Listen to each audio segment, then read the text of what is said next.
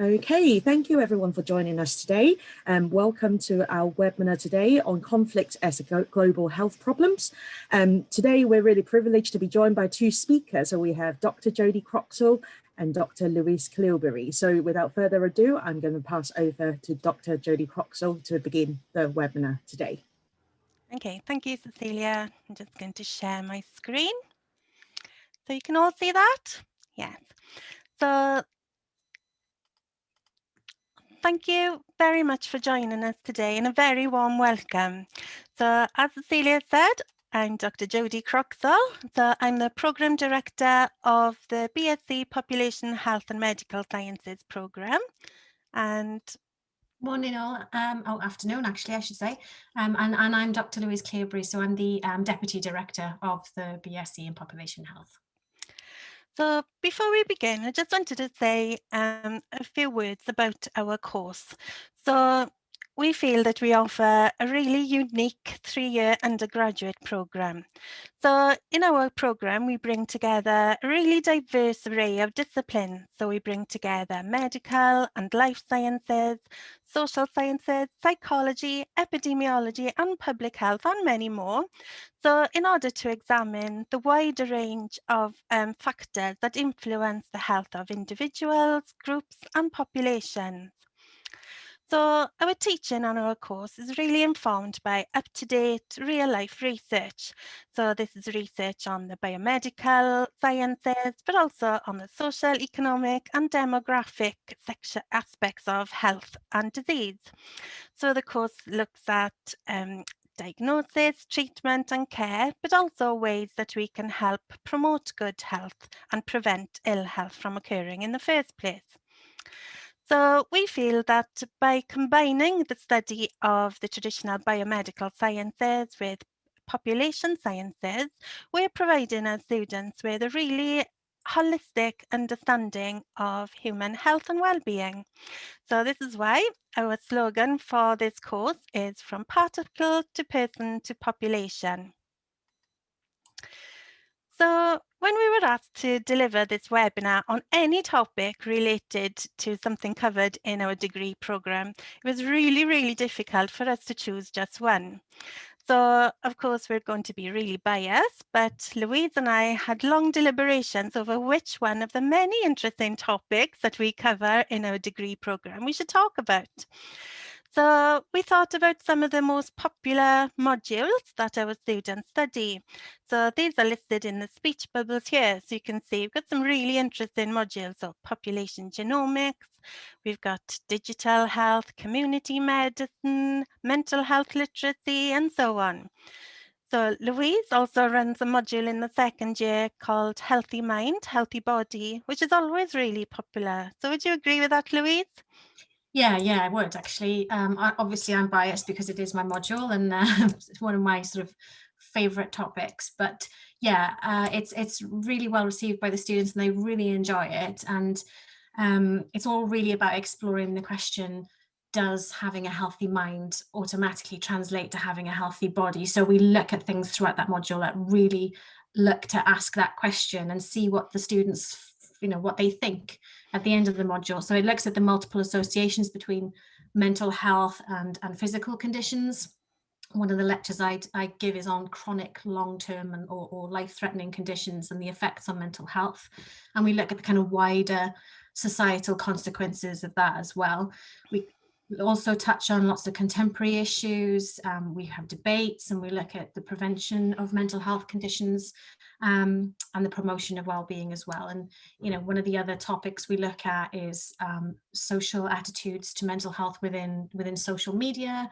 We look at the kind of what we call the happiness agenda. There's lots and lots of kind of contemporary research-led issues being discussed in that. So that was a really strong contender for the talk today, but we didn't go with that one. Another contender was a popular module called Practical Epidemiology. So this module is all about epidemiology, so the spread and incidence of disease in populations. So this module is led by Professor Sinead Brophy, and she runs the National Centre for Population Health and Wellbeing Research here at Swansea University. So this module is really research informed. So Professor Brophy and her team at the National Centre use up-to-date research in their teaching, and it's all about how diseases spread, so including pandemics like COVID and endemic diseases such as the flu, and some of the risk factors associated with the spread of disease. So for example, poverty, poor housing, mold and respiratory disease and so on. But in that module, we look at the new technologies available to us and the use of data. So especially how existing data that's routinely collected through medical records or school records and even social media can now be used to help to track and trace the incidences and prevalence of disease and the severity of disease throughout the world. So, like I say, we didn't choose any of those. We chose to focus instead on global health. So, why did we choose to focus on global health? So, I think the main reason is we can't forget we are living in a global pandemic at the moment. So, you could say global health has never been more important to each and every one of us. So, you could say global health is really topical. So, you could say it's quite a fashionable, quite a trendy subject at the moment. So global health is receiving a great deal of attention by the media, in academia, in research, by governments, by aid organisations, and by us, the members of the public as well. So today, rarely a day goes by without a news headline or a media report about a global health problem. So whether that be about the emergence or re-emergence of infectious diseases or concerns over other threats throughout the world. So, for example, there is a growing concern over increases in non-communicable diseases. So these are diseases such as heart disease, stroke, diabetes, obesity, and mental health conditions throughout the world. So, but there's also a growing concern about the spread of new infectious diseases. So, for example, since the 1980s, we've had HIV and AIDS, and more recently, we've had SARS and the many different new variants of influenza, especially swine flu, Aussie flu, and the list is endless, isn't it? And not forgetting the COVID-19 that we have today. So, as I'm sure you're all well aware, we're living in an increasingly globalized world. So we're all becoming more and more connected to each other. So there's a McDonald's on every high street almost throughout the world. So while we all might benefit from enjoying international travel and being able to buy food and goods from every country of the world, globalization has introduced many new health threats and health risks, and this includes the spread of infectious disease. But not only this. So the figures are quite startling. So before COVID rendered us all locked into our bedroom, so that's where I'm coming to you from at the moment, and put us into a global lockdown, there were around 100,000 international flights every single day. So this amount of flights, accompanied by the growth in international trade and business, has meant that more complex infectious diseases can now spread more quickly beyond national borders and countries. And this is, more quickly than ever before in human history. And this can be either through human contact or through contaminated goods. But also, as well as infectious diseases, natural and environmental disasters seem to be becoming more prevalent, or perhaps we're just more aware of them because of the global media. So we've had numerous tsunamis, earthquakes, floodings, famines, but also industrial pollutions, which all invoke really dire consequences for people's health around the world. So for this reason, many people say that countries today are experiencing the double burden of disease. So this means that as well as trying to prevent and control infectious and non-communicable diseases, they have to deal with additional challenges posed by climate change, natural disasters, and other social, economic, and environmental factors. So throughout our degree programme, we look at all of these things. So this image here of the wider determinants of health. So it's quite a well-established diagram or image. So this is at the core of each of our modules which we look at throughout our degree. And it's really looking at the ways in which age, gender, lifestyle, social and community networks, living and working conditions, and the wider social, economic, cultural, and environmental conditions have a huge role to play in determining and shaping our health. So, as the world becomes more interlinked through globalization, it's really important today that we start to think about health in a global context. We can't just look at our own health in our own little communities, our own countries. It's being affected by far more global issues. So because of this, we need far more collaboration between countries of the world. So if we hope to tackle global health problems, we all need to work together to do so. So this point was raised by the Global Health Council back in 2001, and it says, when it comes to global health, there is no them, only us. So in this session today then, it'll be impossible to go into any great depth into any of the topics within global health. So we're giving you a quick taste there. So in the third year of our degree programme, we have a module on global health. So some of the materials are taken from that lecture. So in the aims of this session today then, we're going to briefly look at what we mean by the term global health and why it's important to study it. And then we'll briefly look at the role of the United Nations Sustainable Development Goals in achieving global health. So that's a huge topic in itself. So for time, we're going to look at just one of the goals. Then we'll explore some of the direct and indirect effects of conflict on health. So let's begin then. So what do we mean by global health? So if you were asked to define global health now, could you do so easily? So even when Louise and I are asked to define global health, we do struggle.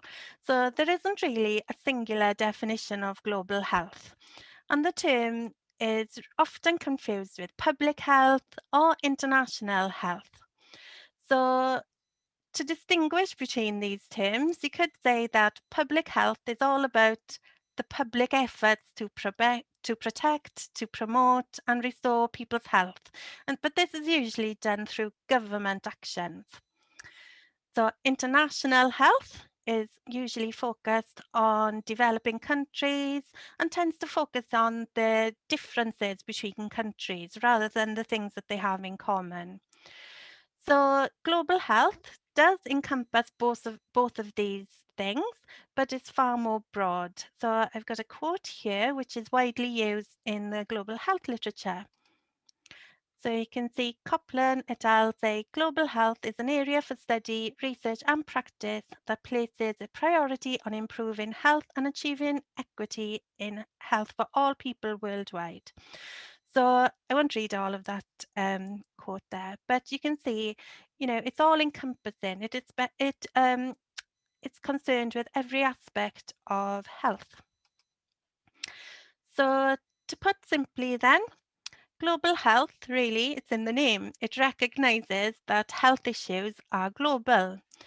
So it doesn't just focus on the problems of the developing world, or it doesn't just look at the differences between different countries, but it tries to understand the underlying and interlinked determinants of health.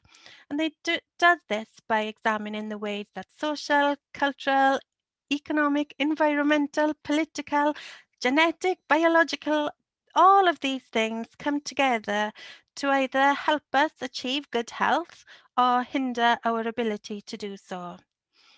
So as I've said, as well as looking at the spread of both communicable and non-communicable diseases and the wider determinants of health, global health is also concerned with structural inequalities. So the way that the main structure of our societies are set up. So this can really influence the health outcomes of individuals, groups and populations. So for example, a lot of our focus is on the ways in which people with different economic status or different incomes are able to access health and well-being services and so on, and their ability to live healthy lives. So global health is also concerned with the ways in which policy changes or political decisions, for example, relating to trade, industry, the use of land, energy, all of these things interact with other factors to impact on our health and well-being. So you could say that global health then thinks about the entire world as living in a global community. And its aim is to try to help this community to achieve and maintain good health. So, and the idea that we should all be concerned about each other, about the health of our fellow human beings, and that health is really a collective responsibility. So it's all about equity, fairness, and trying to create a fairer society. It's all about realizing a universal human right to health. So we all should have access to and be able to achieve good health. So because health today is interconnected, we now need solutions to health problems that aren't limited by one particular discipline, one area of expertise, and we can't be limited by our countries either. So we need to work together, and this is why global health is really a multidisciplinary subject. We all need experts from all different areas to come together to work on the different causes and solutions of health problems. So, of course, global health is underpinned by science, but science from a wide variety of disciplines, as I've just said. So, and it's about using science effectively as an instrument for social change. So, using science as a means to help us achieve global health. So, for those of you that wanted to pursue careers in medical professionals, such as doctors, or those that wanted to work in any of the other related health professions or research, an awareness of global health is really, really important. So, as we've seen, we're living in a globalized world and we're having new technologies and medical and scientific advancements every day. So this means that this has dramatically changed the way that we practice healthcare or medicine throughout the world. So some of you may want to go and work in settings which are really culturally diverse, or in settings which may be subject to particular environmental or disease threats arising from industrial and urban growth. So whatever career pathway you choose, you will no doubt encounter the consequences of social, economic and demographic and political changes on population health in your everyday role.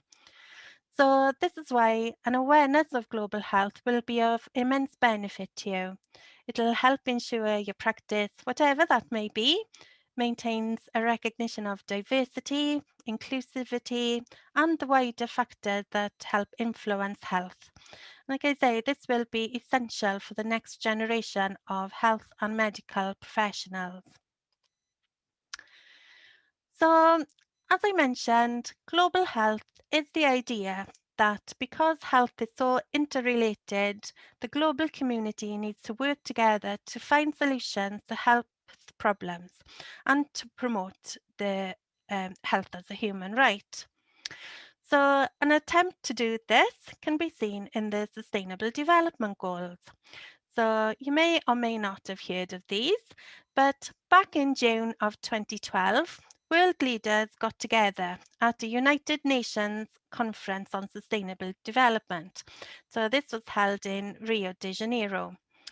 So here's a picture of some of the people at the conference. So at this conference, it was all about trying to explore ways that the world could come together to work to improve key areas of life. So this included environment, economy, social conditions, and so on, but in a sustainable way. So it was a global call to action. So this wasn't the first time such an attempt had been made. So back in the year 2000, we had another set of goals which you might have heard of. So these were the Millennium Development Goals. And these were a set of 8 goals, which, as you can see, aim to halve poverty, halt the spread of HIV and AIDS, and provide universal access to primary education by 2015. So although the Millennium Development Goals did have some success, so especially in the targeting of malaria, HIV and AIDS, and measles, and it did reduce the number of people living in extreme poverty. There were many criticisms that these goals didn't quite go far enough. So, for example, the Millennium Development Goals didn't make any mention of human rights. They didn't specifically address economic development or environmental or climate change issues. So by 2012, it was clear that the Millennium Development Goals wouldn't all be achieved by 2015. So this is why we had the conference in Rio de Janeiro in 2012. And it was all about trying to work on a brand new set of goals, which would be more centered around sustainable development and would consider human rights and the relationship between nature, society, and the environment in more detail. So quite a big task. So to decide on the new Sustainable Development Goals, the United Nations undertook the largest consultation exercise in history in an attempt to gauge global opinion. So they called this the Global Conversations. So here they invited representations from over 70 countries throughout the world, non-government organizations such as UNICEF, business leaders, civil society organizations, and so on. And they also asked members of the public. So they held door-to-door surveys, and they also had a huge online survey called My World Survey. And this was an attempt to gauge people's input into what priority areas should be included in the new goals. So over 8 million people were involved in the consultation exercise, and it took 3 years to complete. And in the end, they came up with 17 Sustainable Development Goals, which were outlined in this huge document here called the 2030 Agenda for Sustainable Development. So basically, it was a plan to transform our world, as it says in the title. So I won't go through each of the 17 goals here, but I hope you can see, it really does encompass lots of different issues. So no poverty, hunger, there's a focus on good health and well-being, about reducing inequalities, climate action, and also concerned with life before water, life below water, and life on land. So underpinning the Sustainable Development Goals then are the 5 Ps. So people have grouped the Sustainable Development Goals into these 5 areas. So because there's a focus on people, so the health and well-being of people, a focus on the planet, so protection of the Earth's ecosystems and so on, prosperity, so all about economic and technological growth, peace, and partnership. So the Sustainable Development Goals recognise that all of these things need to work together. They're all dependent on each other. So, and because of this, we need to have integrated thinking and integrated approaches. So like I said in the previous slide, we all need to be working together for a common cause and the realization that we can't tackle problems independently. They all feed into one another. So as I said, given the time frame of this talk today, we've chosen to just look at one of the goals. So this is goal 16, peace, justice and strong institutions.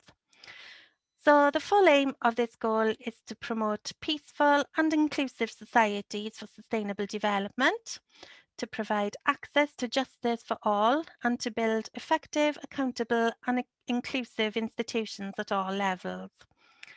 So the United Nations believes that there can be no sustainable development without peace and no peace without sustainable development.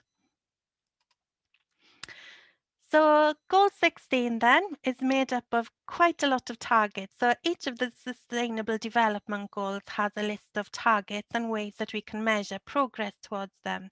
So again, I won't read through all of these, but you can see it covers many varied issues. So it covers violence in its many forms, abuse, exploitation, trafficking, corruption, bribery, discrimination, justice, and questions of participation in global governance. But why was there a need for this goal? So peace, justice and strong institutions hasn't appeared in any of the previous goals. So why was there a need for it now? So peace. So today, growing numbers of people worldwide are affected by conflict, violence and insecurity. So in 2018 alone, nearly 70 million people were forcibly displaced as a result of persecution, conflict, violence, or human rights violations. So this number is on the increase. So today, conflict and war and violence and insecurity is reaching at least 80 million. So this is the highest number recorded ever in human history. So conflict and violence isn't only related to wars, it's also to do with violent crime, sexual violence, and it's got, huge consequences. So, there are big differences in, the populations most at risk from conflict and violence. So, for example, younger people throughout the world are especially prone to violence. So about 43% of all homicides globally occurred in young people between the ages of 10 and 29. And children make up a third of human trafficking victims as well. So justice. So there is a need for goal 16 because we don't have strong justice institutions in each country of the world. So even today in 2021, 49 countries still lack laws which protect women from domestic violence. So today also we have 10 million people who are regarded as stateless. So they don't have any rights because they don't have a legal identity. So we have 1 billion children who are legally invisible. And this means that they're deprived of a legal identity because their births haven't been registered in any formal document. So again, this will have lifelong consequences because they're not able to exercise their legal or social or political rights.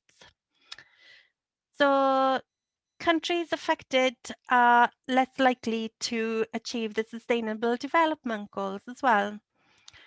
So social institutions, so as I'm sure you're aware, across the world, there are many countries who don't have social institutions which function in accordance with legitimate laws. So there are many cases of countries which have abuses of power, bribery, corruption. But in these countries, they're also less able to provide public services. So each year, many organizations who try to fight for justice and strong institutions get attacked. So in 2019, 1,940 people were killed trying to demonstrate and demand human rights. And these included, human rights organizations, journalists, and trade union members. So these are just some of the reasons why we chose to look at Sustainable Development Goal 16. and why there was a need for the goal in the first place. So as you can imagine, peace really does underpin all of the other sustainable development goals. So there's a quote here by the World Health Organization.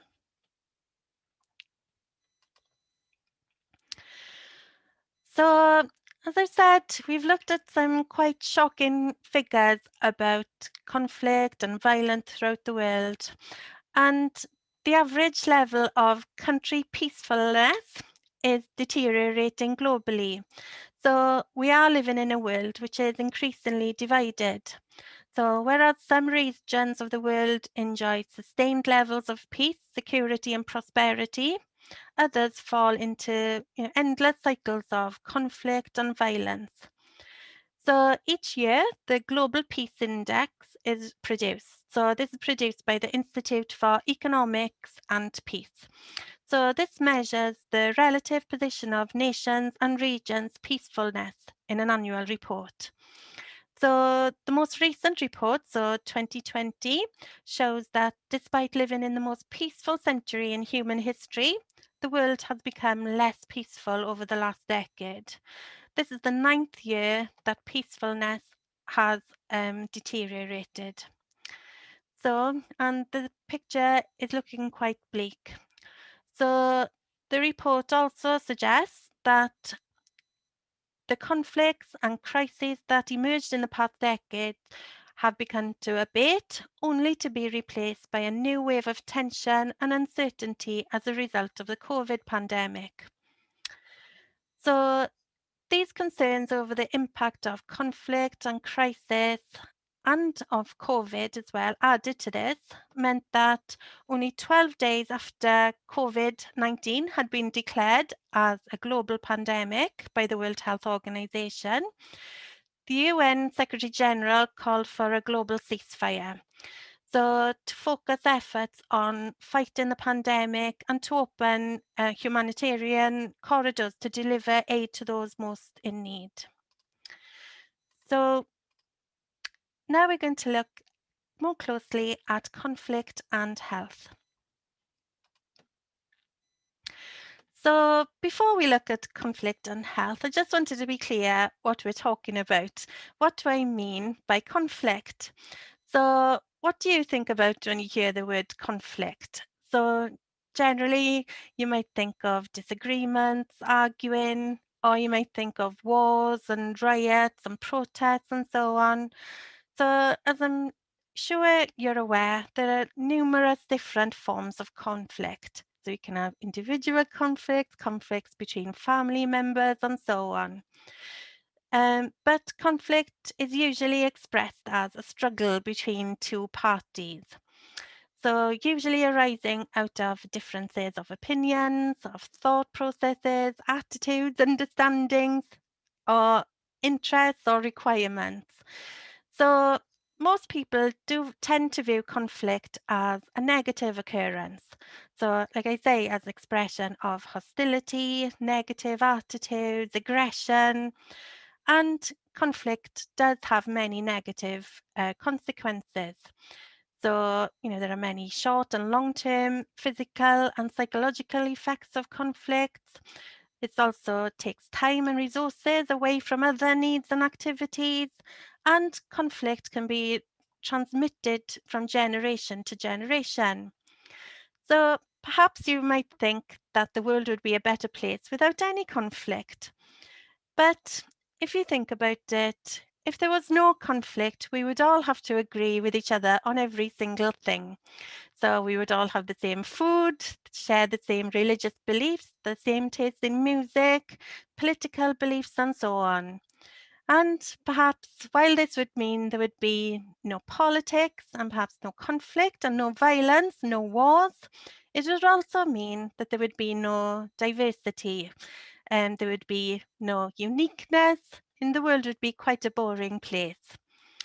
So conflict is a necessary part of human nature, and there are also some positive aspects of conflict. So some of these include, forcing people to think about the ideas of others and take a different perspective, it can lead to social change. It can bring about reconciliation and consensus, so bring groups together and strengthen group cooperation. So there have been many positive outcomes from conflict. For example, the civil rights movement is a really good example. Women's equality, anti-apartheid in South Africa, and all of the social movements which urge for political, social, economic change. So we're living through this at the moment. So we've recently had the Black Lives Matter, Me Too, Earth Rebellion, and so on. And these are all examples of conflict which are trying to make a positive change. So in addition to this, we also have had many medical and technological advancements born out of conflicts. So for example, the First World War brought about the regular use of blood transfusions. And it also saw the development of chemotherapy for cancer patients. And it was all linked with the use of the poisonous gases. So you could say then conflict has both positive and negative aspects. So today, I'm not recommending that we enter war to make medical or healthcare innovations, by no means. But I just wanted to point out what I mean by conflict and to emphasize that sometimes conflict is necessary to challenge the status quo. So due to the limited time today, we're going to look at some of the more negative aspects of conflict on health. So as we've said, the world is becoming a far less peaceful place. So you can see some quite shocking figures here. So today, as we speak, over 2 billion people are living in areas which are affected by conflict. So populations living in conflict areas often seek refuge to escape the danger. So there are currently 68.5 million people throughout the world who are displaced by conflict. So every day, 100 civilians, including women and children, are killed in violent conflicts.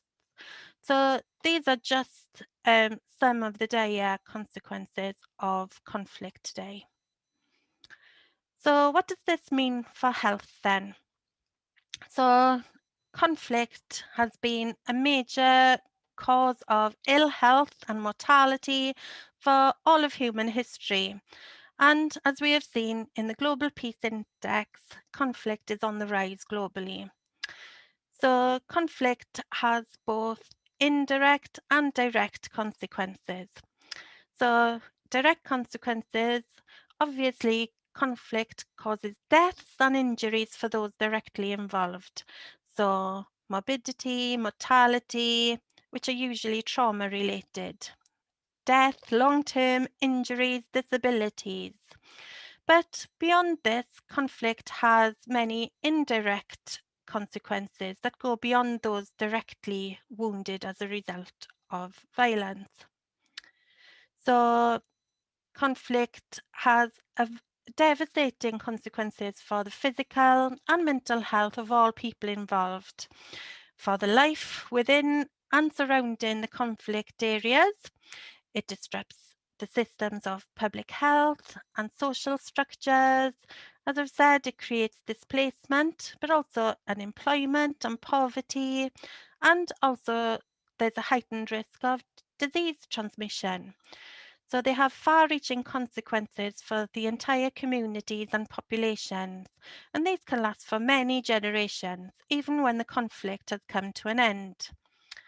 But today, the nature of conflict is highly complex. So no longer is violent conflict the sole domain of national militaries and governments, but today we have lots of different other people involved in conflicts. So we have private military companies, and we have transnational arms groups such as Al-Qaeda. We also have drug cartels, which are equally involved in violent conflict. So the place where conflicts occur has also changed dramatically in recent years. So no longer are conflicts confined to the battlefield.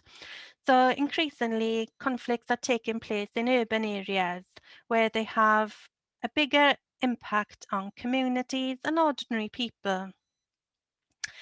So the impact of conflict, violence and insecurity of the health of affected populations is both direct and indirect and has an impact on the overall health system. So we will look a little more closely at these next.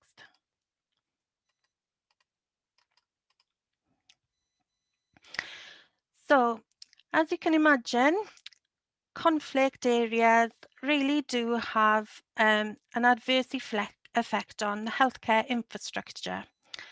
So in many countries who already have weak healthcare services, they could be either entirely destroyed or may end up closing or shutting down because of conflict.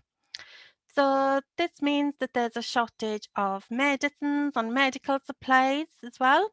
So the supply chains often break down during conflict. So, and there's a lack of basic medical equipment, and also there's a shortage of healthcare workers and personnel. So there can't be any health without people to work the health services.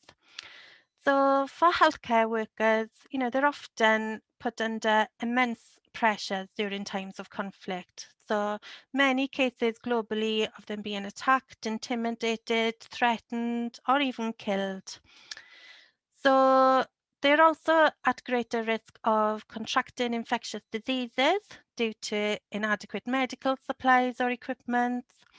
And they're often witness to some quite traumatic events. So, and this can have, again, a long-term impact on their ability to undertake their role.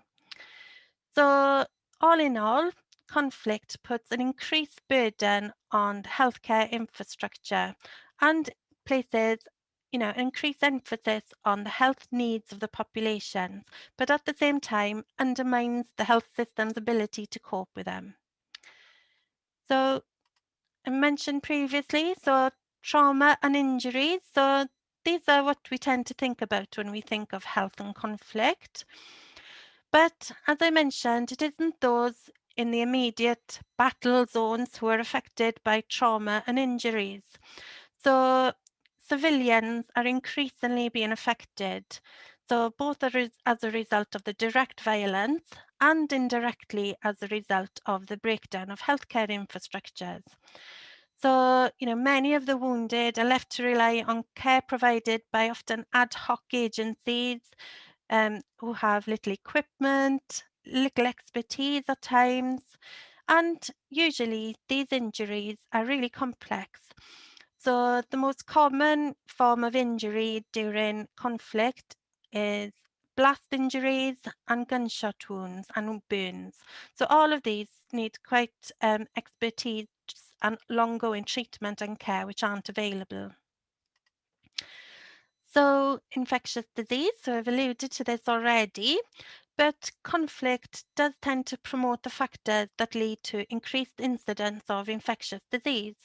So this is largely because people are displaced. So, the mass movement of populations means overcrowding, lack of access to clean water, poor sanitation, lack of shelter, and poor nutritional status means that these populations are often more vulnerable to infection and disease. So, like I say, because of the collapse or lack of health services, there's also really difficult to control the spread of disease as well through vaccination programs, for example. So the conditions which are encountered during and after conflict favour the emergence and re-emergence of infectious diseases, and these can last for many, many years to come. So non-communicable diseases. So I said earlier that there's been a global increase in non-communicable diseases. So already countries across the world are struggling to meet the demands and health needs of non-communicable disease. So conflict provides an additional challenge for the management of non-communicable diseases. So most people affected by NCDs require chronic care. So this is really difficult to provide and access in volatile and insecure settings with weakened institutions and health systems. So, for example, an individual with type 1 diabetes is at really great risk of serious complications and even death if unable to access insulin for just a few days. So, and there may be other long-term complications such as stroke, amputation, which could result from this. So, maternal and child health. So conflict and the health impacts of conflicts are really influenced by age and gender. So while men may be more likely to be killed or maimed in battle, women and children often bear the brunt of conflict and violence. So it's often seen that rape and other forms of sexual violence are used in conflict as weapons of war. So intended to harm the women, but also as harm for their partners too. So conflict, as you can imagine, indirectly affects the health of women and children. So it could be through malnutrition, physical violence, injuries, infectious diseases, and especially poor mental health. So for example, the antenatal services are really disrupted during times of conflict. So women may not have access to their routine maternal services, and this could cause great problems for mother and baby. So mental health. So since the Second World War, there's been an increased interest in conflict's effect on mental health. So it's well documented that effects include post-traumatic stress disorder, insomnia, anxiety, depression. So the list goes on and on and on. So in conflict areas, mental health can be triggered by displacement, so concerns over family members, food and water shortages, and also exposure to traumatic incidents and violence. So those who have mental health problems before the conflict are also really prone to additional risks during and after. So, and nutrition. So food security and nutrition becomes increasingly worse in areas affected by conflict, as you would imagine. So again, children are particularly affected by this, and they face a disproportionate burden of malnutrition and poor health outcomes in times of conflict.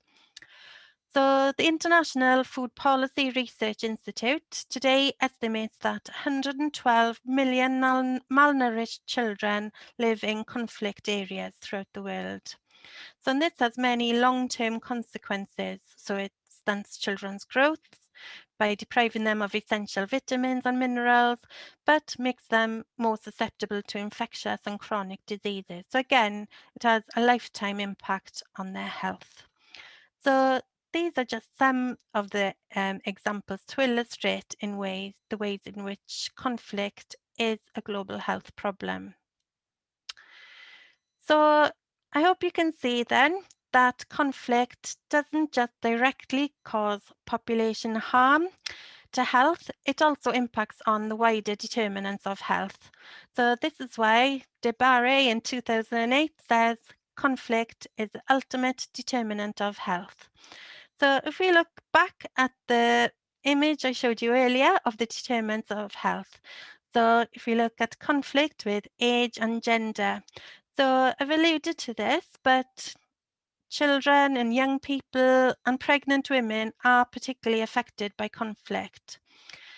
So people who are already vulnerable before conflict are even more vulnerable after conflict or during conflict. So if we look at individual lifestyle factors and social community networks, conflict really does disrupt communities, families, and this has a huge impact on our everyday life. So we all need social support, so for our emotional well-being, but also for our financial well-being as well. So all of these things hinder our health-seeking behaviours, so it has a big impact on our lives. So we've seen living and working conditions. So I've already talked about, displacement. So conflict really does exacerbate inequalities in life. So properties are damaged, people are forced to move, relocate, there may be loss of employment, poverty trap, and also a breakdown in social structures. So all in all access to all of the things we need in life, so work, education, housing, everything, are disrupted by conflict. So we can't ignore the coronavirus. So for most of us, the falling number of cases and the rises in vaccinations are giving us hope that there is light at the end of the tunnel and I can finally leave my bedroom.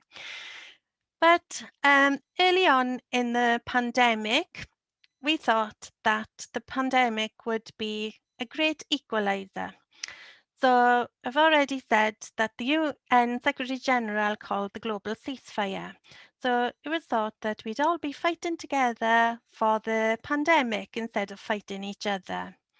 But 1 year on, it's increasingly apparent that the pandemic has been anything but equalizing. So it's taken a huge toll on global health, on economies and politics everywhere in the world. But the pandemic has hit people who live in places affected by conflict particularly hard. So, and these negative impacts of the coronavirus continue to grow for people living in areas affected by conflict. So, for example, estimates from UNICEF suggest that tens of millions of people in conflict-affected regions are grappling with acute malnutrition and lack of medical care, which have been made worse by the coronavirus. So it is increasingly apparent that the COVID-19 pandemic is making existing conflicts even worse. So we've seen a rise in hate speech. We've seen greater social divisions, nationalism, and group grievances between different ethnic groups. We've also seen greater distrust between our politicians and our political leaders and our governments. So consequently, in many cases, the coronavirus is reinforcing patterns of inequalities instead of equalizing them. So this will have a huge impact on health. So there's a report here which predicts what will happen. You might want to have a read of this if you're interested, but the report says the virus may not discriminate, but humanity does. So one of the biggest obstacles to an improved response to COVID-19 is that COVID-affected communities are often hesitant to cooperate with governments because of a lack of trust, as I mentioned. So this really does have a big impact on efforts such as testing and treatment, but especially vaccination. So currently, at this moment today, we know that more than 160 million people worldwide are at risk of being excluded from the COVID-19 vaccination. And these are people, who live in unstable societies and who experience conflict. So this issue was raised recently, so on the 17th of February by at the UN Secretary Council. So here, the Foreign Secretary, Dominic Raab, said that we all need to be working together to secure vaccines around the world. And this should include focusing on hard to reach places, and especially places of conflict and other types of insecurity. So I'll end with this quote. So this has to be a global effort. The pandemic is isn't under control anywhere until it's under control everywhere. No nation is safe until we're all safe.